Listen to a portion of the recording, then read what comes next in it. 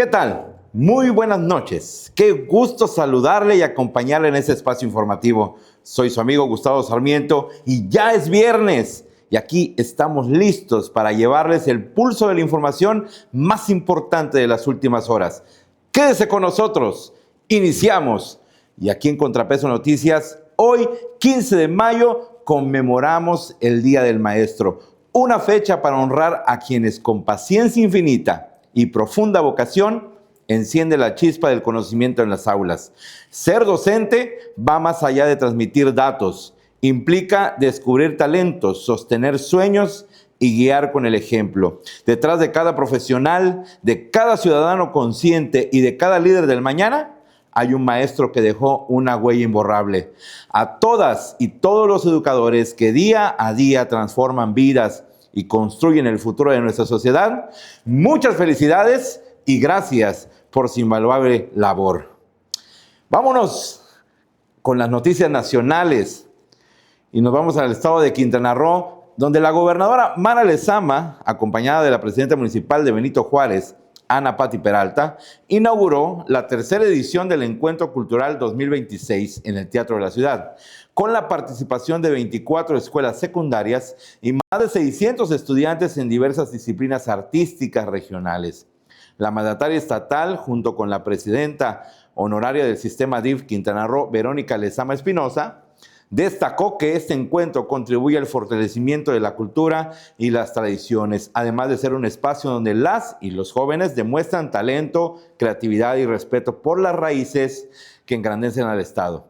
Por su parte, la presidenta municipal, Ana Pati Peralta, subrayó que esos espacios permiten a las juventudes expresarse libremente y hacer escuchar su voz. El asesor de la Coordinación General de Asesores, Fernando Peralta Rivera, recordó que tras 10 años de ausencia, este gobierno humanista con corazón feminista retoma el programa cívico-cultural que incluye concursos de declamación, oratoria, escoltas de bandera, poesía coral, presentación de bandas regionales, conversatorios sobre la historia de Quintana Roo y concursos de interpretación literaria. Durante el encuentro, las y los estudiantes realizaron presentación de bailes regionales representativos de Quintana Roo, Oaxaca, Nuevo León, Yucatán y Veracruz. El gobierno de México, a través del Instituto para Devolver al Pueblo lo Robado y la Financiera Nacional para el Desarrollo, anunció la liberación de deudas a 3,693 mujeres productoras y pequeños productores en el estado de Chiapas. Entre los beneficiados se encuentran 835 mujeres productoras y 2,858 pequeños productores, quienes recibieron su carta de finiquito por la cancelación total de sus créditos. Además, 164 mujeres productoras y 1,018 pequeños productores obtuvieron un 30% de descuento en sus adeudos, con posibilidad de reestructurar el resto en plazos de 12, 24 o 36 meses. La primera beneficiaria aquí en el estado de Chiapas a nivel nacional fue una mujer de Tapachula, quien recibió la liberación de un adeudo de 80,207 pesos. Al respecto, la directora general del INDEP, Mónica Fernández, destacó que el programa Volver a Crecer busca devolver la dignidad y la autonomía financiera a las familias del campo chiapaneco, liberando así garantías, desistiendo de acciones legales y actualizando el buró de crédito. El secretario del Campo, Marco Antonio Barba, en representación del gobernador Eduardo Ramírez Aguilar, reconoció que el humanismo de la presidenta Claudia en ese histórico impulso al campo, los municipios con mayor número de beneficiados son Pijijiapan, Tonalá, Mapastepec, Villaflores y Cintalapa. Vamos al Aeropuerto Internacional de la Ciudad de México. La rutina de inspección se convirtió en un golpe certero contra el narcotráfico. Un hombre que se pretendía pasar desapercibido con una silla de ruedas terminó detenido al descubrirse que ocultaba 8 paquetes con 8.8 kilos de cocaína. La operación, coordinada entre la Secretaría de Marina, la Fiscalía, la Secretaría de Seguridad y Aduanas, dejó al descubierto no solo la droga, sino también la fragilidad de los intentos criminales frente a la vigilancia interinstitucional. Este hallazgo no fue casualidad. Fue el resultado de un binomio canino que, con la precisión que solo un perro entrenado puede ofrecer, detectó lo que los ojos humanos no alcanzaban a ver. Ese instante dio alerta dio paso al uso de rayos X, que confirmaron la sospecha. La silla escondía más de lo que aparentaba. La ternura de imaginar al perro trabajando con disciplina y nobleza contrasta con la crudeza de lo que se encontró. Un cargamento que de haber llegado a su destino habría significado 18,000 dosis en la calle y una ganancia ilícita cercana a 1.9 millones de pesos. En un país donde el tráfico de drogas sigue siendo un desafío monumental, este episodio recuerda que la lucha se libra también en los detalles, en la mirada atenta de un oficial, en el ladrido oportuno de un perro y en la máquina que revela lo que se oculta bajo el metal. La silla de ruedas, símbolo de movilidad y apoyo, fue convertida en instrumento de engaño y fue un canino quien con ternura y rigor devolvió a ese objeto su verdadera función. Vamos a mencionar y recomendar a aquellos amigos como el Instituto Hispano Jaime Sabines, que te ofrece la mejor calidad, seguridad, plan de estudios y la mejor modalidad para tu futuro, ya que te ofrece desde maternal, preescolar, educación primaria, secundaria, preparatoria, licenciaturas, maestrías y especialidades. Porque en el Instituto Hispano Jaime Sabines construye las bases de tu futuro formando líderes para mañana. Invierte en tu educación, invierte en tu futuro. Las inscripciones están abiertas. Agenda tu cita al 961-29, 968-37 y al 961-26-993-61. Instituto Hispano Jaime Sabines, formando valores para toda la vida. Vámonos con la presidenta de la Comunidad de Madrid, Isabel Díaz Ayuso, quien decidió regalarle al mundo una frase que pasará a la antología de los despropósitos políticos. México no existió hasta que llegaron los españoles. ¿Cómo lo ve? ¿Cómo lo ve, queridos amigos?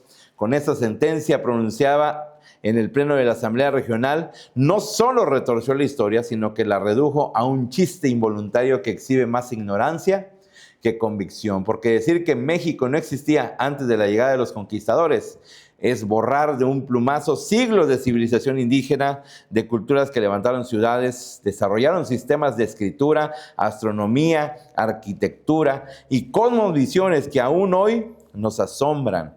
Los mayas, mexicas, zapotecas y tantos otros pueblos no fueron un borrador esperando la tinta española. Fueron sociedades complejas con una riqueza cultural que sigue latiendo en cada piedra, en cada lengua y en cada tradición.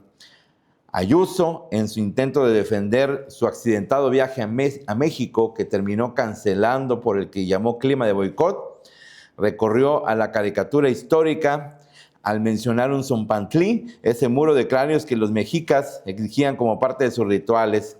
Lo usó como argumento para cuestionar el pasado prehispánico, por lo que logró, pero lo que logró fue exhibir una visión simplista, incapaz de reconocer que la historia de México no empieza ni termina con la conquista, sino que entreteje en un mestizaje que no borra, sino que suma. La indignación es inevitable, pero también la risa amarga. Resulta casi cómico que alguien pretenda negar la existencia de culturas que dejaron pirámides, códices y calendarios más precisos que los europeos de su tiempo. México existía y existía con fuerza. Lo que no existía era la voluntad de Ayuso de reconocerlo. Al final, su viaje truncado y sus declaraciones dejan más preguntas que respuestas, pero una certeza: la historia de México no necesita defensores improvisados.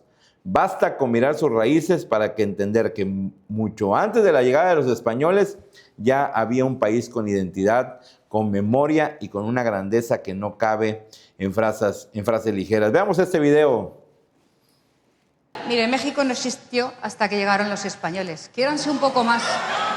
Pregúntenle a la presidenta mexicana y a los mexicanos.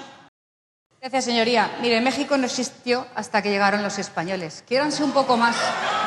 Pregúntenle a la presidenta mexicana y a los mexicanos qué hay en la calle Guatemala 24 en Ciudad de México, qué hay bajo tierra.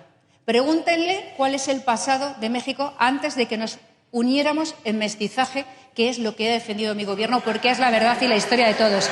Pregúntenle a Sheinbaum qué hay debajo y por qué no lo abre al público, porque a lo mejor habrá que empezar a pedir disculpas por tanta mentira y por tanto agravio. ¿Cómo lo ve, querida audiencia?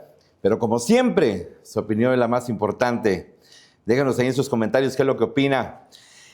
Y durante la conferencia matutina del 14 de mayo en Palacio Nacional, la presidenta Claudia Sheinbaum se pronunció sobre el caso del gobernador con licencia de Sinaloa, Rubén Rocha Moya, acusado por autoridades de Estados Unidos de tener vínculos con el cártel de Sinaloa. La mandataria federal solicitó que se garantice un juicio justo y subrayó que ningún ciudadano puede ser señalado sin pruebas.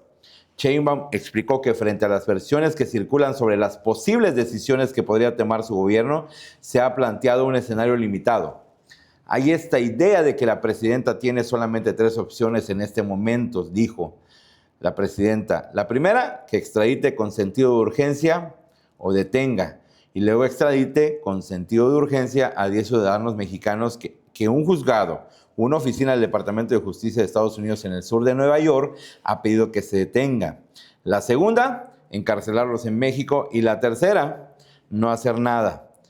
Se les olvida lo más importante, pedir pruebas, señaló. La mandataria defendió que la exigencia de pruebas es un paso fundamental en cualquier juicio, en cualquier proceso judicial, y criticó que algunos sectores, a los que llamó comentócratas, no consideren esta opción dentro de su análisis. La presidenta reiteró que su postura se basa en el respeto al debido proceso y en la necesidad de que las acusaciones estén sustentadas en evidencias claras. Con este posicionamiento, Sheinbaum busca marcar distancia de las presiones externas y reafirmar que las decisiones de su gobierno estarán sujetas a la legalidad y al principio de justicia. Bueno, son varios temas, ¿no? El primero, más allá de debatir con este diputado de San Luis Potosí, aprovecho para hacer una reflexión de lo que viene en todos los medios de comunicación, de lo que son los comentócratas y estos programas de televisión, Tercer Grado, por ejemplo, u otros programas, en donde hay un supuesto debate, o hay debate, sobre lo que ocurre en la vida nacional. Hay esta idea de que la presidenta tiene solamente 3 opciones en este momento. Una, entregar a los 10 que pidió el gobierno, bueno, más bien, no el gobierno, a estas 10 personas mexicanas, entre ellos el gobernador con licencia de Sinaloa, por la petición de un juzgado o de un, perdón, otra vez, que la presidenta solamente tiene 3 opciones. La primera, que extradite con sentido de urgencia o detenga y luego extradite con sentido de urgencia a 10 ciudadanos mexicanos que... Y la cafetería Pan de Oro abre sus puertas al Club de Lectura Artística, el rincón de los poetas torturados, pensado para quienes disfrutan la literatura y buscan formar comunidad. Este espacio ofrecerá talleres creativos y reuniones en un ambiente cálido y cercano. El club está abierto a todas las edades, convirtiéndose en una oportunidad para compartir ideas, descubrir nuevas voces y vivir la experiencia de la lectura acompañada de un delicioso café. Para más informes, llamen al 961-850-5087. No se pierdan la oportunidad de ser parte de una comunidad literaria que celebra la creatividad y el encuentro entre lectores. Seguimos con la información. El gobierno federal presentó las primeras imágenes del prototipo de Olinia, un mini vehículo eléctrico diseñado para la movilidad urbana en calles estrechas de ciudades y pueblos, con una velocidad máxima de 50 kilómetros por hora y capacidad de recarga en enchufes domésticos. El modelo será presentado oficialmente el próximo 7 de junio y se prevé que entre en producción en 2027. Durante la conferencia matutina en Palacio Nacional, la presidenta Claudia Sheinbaum informó que en julio se dará a conocer la versión de carga y que entre agosto y septiembre comenzará la construcción de la infraestructura necesaria para su fabricación. La primera planta tendrá una capacidad inicial de 20,000 unidades al año, con la meta de alcanzar 50,000 en un plazo de 4 años. Ya está listo el prototipo, afirmó la mandataria, quien destacó que Olinia forma parte del Plan México y busca consolidar una marca automotriz nacional. La secretaria de Ciencia, Humanidades, Tecnología e Innovación, Rosaura Ruiz Gutiérrez, señaló que el proyecto busca acercar la electromovilidad a los hogares mexicanos mediante un vehículo accesible, seguro y eficiente. Por su parte, el coordinador del proyecto, Roberto Capuano Trip, explicó que Olinia fue concebido para responder a necesidades reales de movilidad urbana. Subrayó que el vehículo es amplio y espacioso, cómodo y que su velocidad está pensada para trayectos urbanos. Además, indicó que el modelo tiene posibilidades de exportación hacia países de América Latina, donde distintos gobiernos ya han mostrado su interés. Capuano detalló que las baterías fueron diseñadas por el propio equipo de Olinia bajo un esquema de economía circular. Una vez concluida su vida útil en el vehículo, podrán reutilizarse para almacenamiento de energía en viviendas y posteriormente reciclarse en Sonora.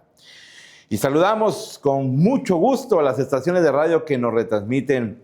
Les enviamos un afectuoso abrazo a todas y cada una de ellas, a la 101.5 FM, la multicultural de Suchiapa, a la Voz del Pueblo en Radio Flores Magón, que es la 98.9, hasta San Cristóbal de las Casas, a nuestros amigos de Play Hits 93.9 FM, en el Parral a Radio Morena 88.9 FM, hasta Huixla. Mandamos un afectuoso saludo a nuestros amigos de Voz de Alerta 106.1 FM, en Salto de Agua 89.1 FM, hasta Villacomaltitlán con la Comaltitleca 98.1 FM, La Pegadora 95.7 FM, Radio Canoas 96.5 FM, Radio Esmeralda 89.1, La Rancherita 97.3, La Pichanchera, La Mera 88.5 FM, La Cultural Radio 101.3 y la Super Romántica 98.1 FM y 95.7 FM. La Pegadora se hacen presentes desde Ocosocuautla. Saludos a nuestros amigos de Ocosocuautla. Y, por supuesto, a Radio Migrante en los Estados Unidos, a toda la comunidad latina, un fuerte abrazo y un saludo, y agradecidos siempre por la confianza de transmitir esta señal. Y vámonos a las noticias estatales, donde el senador por Yucatán, Jorge Carlos Ramírez Marín, informó que llegó a la colonia Vergel con la campaña de esterilización gratuita, destacando que cuidar a las mascotas también es cuidar la salud y el bienestar de la familia. Con esta acción se busca prevenir el abandono y fomentar una tenencia responsable, acercando servicios que impactan directamente en la calidad de vida de la comunidad. El legislador agradeció a las y los vecinos que se sumaron con compromiso y cariño a esta jornada, resaltando que la participación ciudadana es clave para construir entornos más solidarios y saludables. Regresamos al estado de Chiapas, donde el gobernador de Chiapas, Eduardo Ramírez Aguilar, desde Palacio Nacional, participó en una reunión de trabajo encabezada por la presidenta de la República, Claudia Sheinbaum Pardo, en la que se dio seguimiento a las acciones y programas en materia de seguridad y educación. Durante el encuentro, al que asistieron gobernadoras, gobernadores y autoridades federales, el mandatario chiapaneco subrayó que para el gobierno de la nueva era, estos rubros son prioridades fundamentales. En este sentido, destacó que se trabaja de manera coordinada con la Federación para ampliar la cobertura de los servicios médicos en el Estado. Ramírez Aguilar puntualizó: seguiremos trabajando de la mano con IMSS Bienestar para ampliar la cobertura médica en Chiapas. Nuestra meta es realizar más de 65,000 procedimientos quirúrgicos y otorgar 3,765,000 consultas. Asimismo, presentó a la presidenta Sheinbaum un proyecto orientado a fortalecer el bienestar y la prosperidad de los municipios históricamente olvidados, destinando recursos públicos a la atención de las necesidades de la población que más lo requiere. Vámonos a un breve corte y en breve regresamos. Estamos aquí desde Contrapeso Noticias.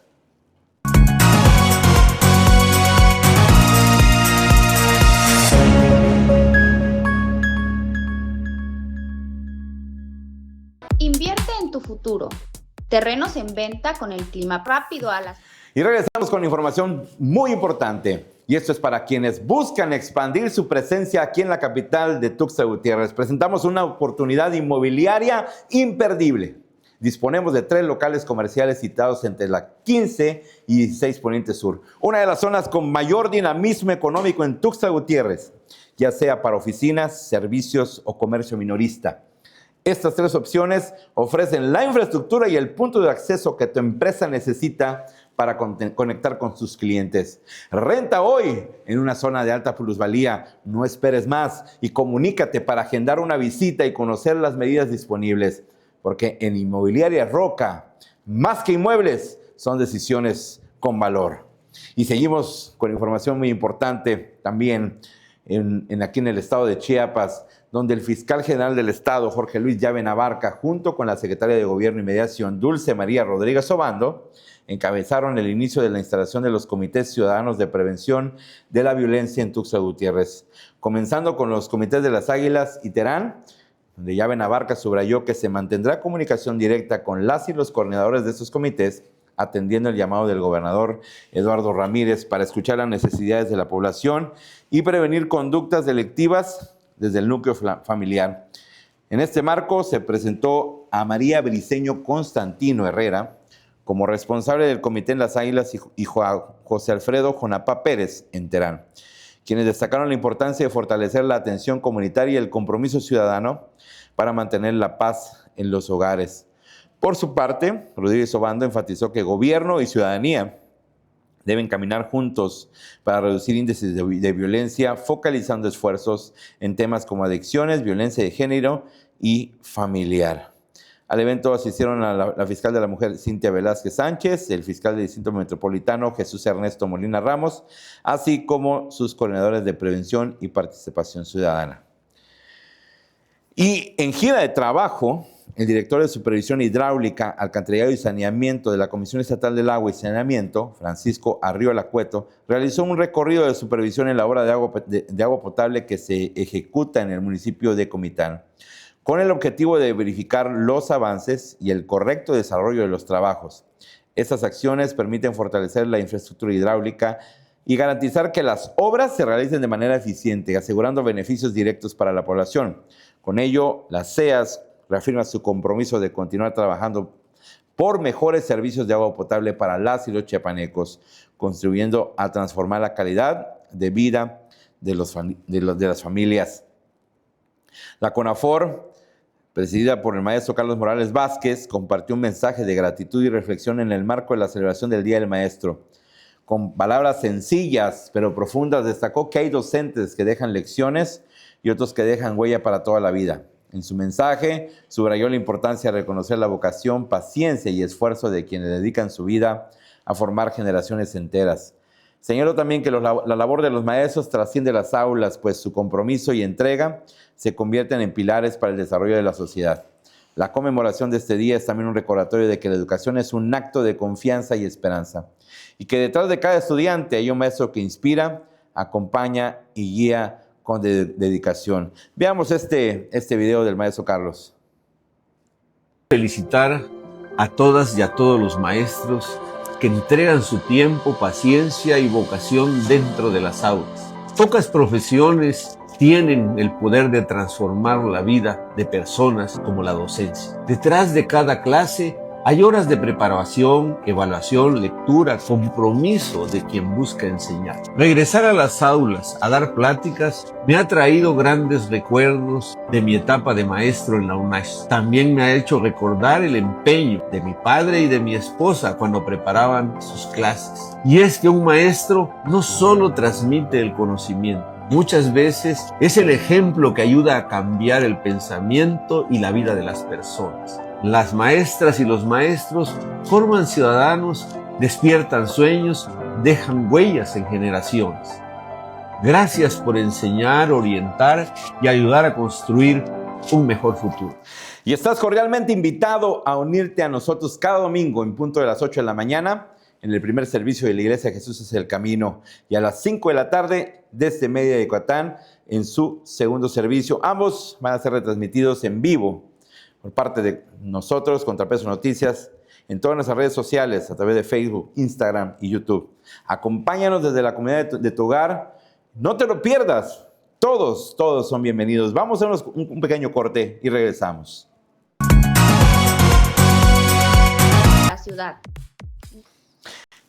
Y vámonos con las noticias internacionales. La Casa Blanca informó que el presidente de Estados Unidos, Donald Trump, y su homólogo chino, Xi Jinping, coincidieron en la necesidad de mantener abierto el estrecho de Hormuz, un paso estratégico por donde circula buena parte del comercio mundial de petróleo y gas. El encuentro se realizó en Pekín y según el comunicado oficial, ambos mandatarios subrayaron que la libre circulación de energía es indispensable. Desde el inicio de los ataques de Estados Unidos e Israel el 28 de febrero, Irán ha impuesto un cierre casi total de este corredor marítimo, lo que ha afectado directamente a China, país que recibe más de la mitad de su crudo por esa ruta. Xi expresó su oposición a la militarización del estrecho y a la instauración de un peaje, medida que Irán pretende aplicar. Trump, fiel a su estilo de declaraciones enfáticas, aseguró en entrevista con Fox News que Xi le ofreció ayuda para reabrir el paso, aunque dejó claro que Pekín no enviará material militar a Irán. Lo dijo con mucha firmeza, recalcó el mandatario estadounidense, antes de añadir que su homólogo chino le gustaría ver el estrecho abierto y está dispuesto a colaborar. El acuerdo, aunque suene diplomáticamente correcto, deja entrever la fragilidad de las alianzas y la urgencia de mantener un flujo energético que sostiene economías enteras. En este tablero, Trump se muestra satisfecho con el respaldo chino, mientras Xi marca una distancia de cualquier aventura bélica. Por otra parte, el ministro de Salud del Reino Unido, Wes Streeting, anunció el 14 de mayo su dimisión, un movimiento que intensifica la crisis dentro del gobierno laborista y que lo coloca como posible rival de Keir Starmer en la disputa por el liderazgo del partido. La renuncia llega apenas una semana después de la debacle electoral sufrida por el laborismo en los comicios locales del 7 de mayo. En su comunicado, Streeting, considerando parte del ala derechista del partido, señaló que los resultados evidencian que Starmer no podrá encabezar la formación de cara a las elecciones de 2029. Está claro que usted no guiará el laborismo en las próximas elecciones legislativas, escribió al tiempo que pidió abrir un debate sobre el liderazgo con el mejor rango de candidatos posibles. Aunque reconoció fortalezas de Starmer como su coraje internacional y la decisión de mantener al Reino Unido fuera de la guerra en Irán. El ministro enumeró las debilidades del actual líder, entre ellas la impopularidad del Ejecutivo y errores como el recorte de ayudas a jubilados que, según dijo, han dejado al país sin claridad sobre lo que el partido defiende. Donde necesitamos visión, tenemos aspiradora. Donde necesitamos dirección, tenemos deriva, sentenció. Streeting es el primer ministro del gabinete en abandonar el cargo, aunque en días recientes ya habían dimitido 4 secretarios de Estado. Su salida incrementa la presión sobre Starmer, quien enfrenta un partido dividido entre quienes exigen su renuncia inmediata o un plan de salida y quienes aún lo respaldan. Nos vamos hasta Ucrania. El Servicio Estatal de Emergencias de Ucrania y el alcalde de Kiev, Vitaly Klitschko, confirmaron que el ataque masivo ruso del 14 de mayo dejó 16 víctimas mortales y 57 heridos, entre ellos 2 niños. La operación de rescate continúa en busca de personas atrapadas bajo los escombros. En el barrio de Darninsky, un edificio residencial de 9 plantas perdió 18 apartamentos tras ser alcanzados por un misil Kh-101, fabricado este mismo año, según el presidente Volodymyr Zelensky. El mandatario denunció que Rusia sigue importando componentes para producir misiles, eludiendo las sanciones internacionales, y pidió a los aliados frenar esos esquemas. La Fiscalía de Kiev informó que la alerta aérea duró más de 8 horas y que se registraron impactos en 8 distritos de la capital. 11 edificios residenciales, 27 vehículos, un supermercado, concesionarios, estaciones de servicio y un centro de negocios resultaron dañados. La Fuerza Aérea Ucraniana detalló que Rusia lanzó 675 drones y 56 misiles, de las cuales fueron derribados 652 drones y 41 misiles. Por lo que la Fiscalía abrió una investigación preliminar por un nuevo crimen de guerra.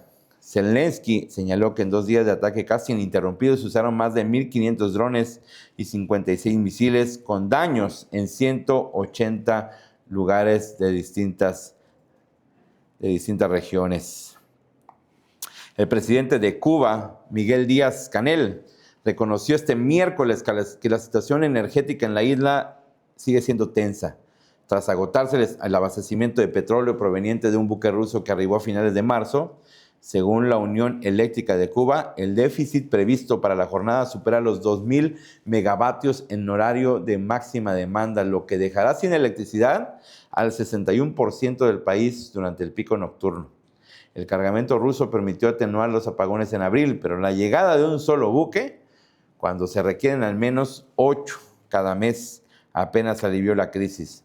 Una segunda embarcación rusa con crudo se dirige a la isla, aunque no se ha precisado su ubicación ni fecha de arribo. El contexto se agrava por el cerco energético impuesto por Estados Unidos en enero, tras la ofensiva militar contra Venezuela y la caída de Nicolás Maduro. El presidente Donald Trump amenazó con sancionar a los países que suministren petróleo a Cuba y advirtió incluso sobre una posible invasión, presionando por un cambio en el modelo político de la isla. El canciller Bruno Rodríguez respondió con firmeza a las declaraciones de Trump y del senador Marco Rubio, alertando que una agresión militar contra Cuba sería una catástrofe humanitaria y un baño de sangre con víctimas tanto cubanas como estadounidenses. Intensas tormentas acompañadas de vendavales, relámpagos, lluvia y granizo dejaron al menos 96 muertos en Uttar Pradesh, el estado más poblado de la India, según informó una agencia gubernamental el 14 de mayo. La región, con más de 240 millones de habitantes, suele enfrentar fenómenos de este tipo durante los meses previos al monzón, aunque la magnitud de lo ocurrido ha generado alarma. Los meteorólogos han advertido en los últimos años sobre el aumento de eventos extremos como tormentas eléctricas y rayos, vinculados al incremento de las temperaturas y a cambios en los patrones climáticos. El impacto humano es devastador y recuerda la vulnerabilidad de las comunidades ante fenómenos naturales cada vez más intensos.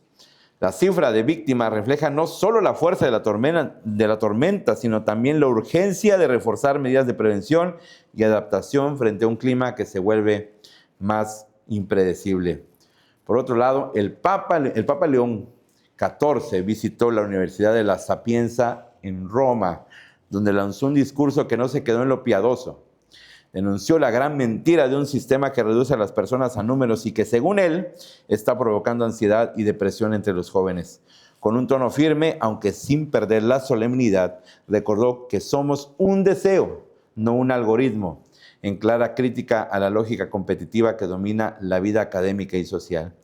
El pontífice no se limitó a hablar de espiritualidad, cuestionó el aumento del gasto militar en Europa, advirtió sobre los riesgos de la inteligencia artificial y señaló la implosión de un paradigma consumista que deja a los jóvenes sin horizonte. Su mordacidad fue elegante. Dijo: no se llame defensa a un rearme que aumenta tensiones e inseguridad, apuntando a la contradicción de gobiernos que invierten más en armas que en educación o salud. El ambiente fue muy distinto al del 2008, cuando Benedicto XVI canceló su visita por la polémica. Esta vez, León XIV fue recibido con entusiasmo por estudiantes que coreaban «Viva el Papa», mientras él llamaba a transformar la inquietud en profecía y a decir un sí radical a la vida. El mensaje, cargado de advertencias y esperanza, dejó claro que el Papa no teme señalar las incoherencias de un mundo que se dice moderno, pero que sigue atrapado en viejas trampas. Y es así, amigos, como llegamos al final de este espacio informativo. Muchas gracias por habernos acompañado esta noche. Muchas gracias por habernos acompañado en toda esta semana. No se olviden que regresamos el día lunes con más información en todos nuestros horarios habituales, de 8 a 9 de la mañana con el noticiero matutino, de 9:30 a 10 de la mañana el noticiero en inglés, y de 7 a 8 de la noche. No se lo pierda. Recuerden seguir pendientes en nuestras redes sociales para más actualizaciones. Que pase un excelente viernes y un muy feliz fin de semana para todos. Esto fue Contrapeso Noticias.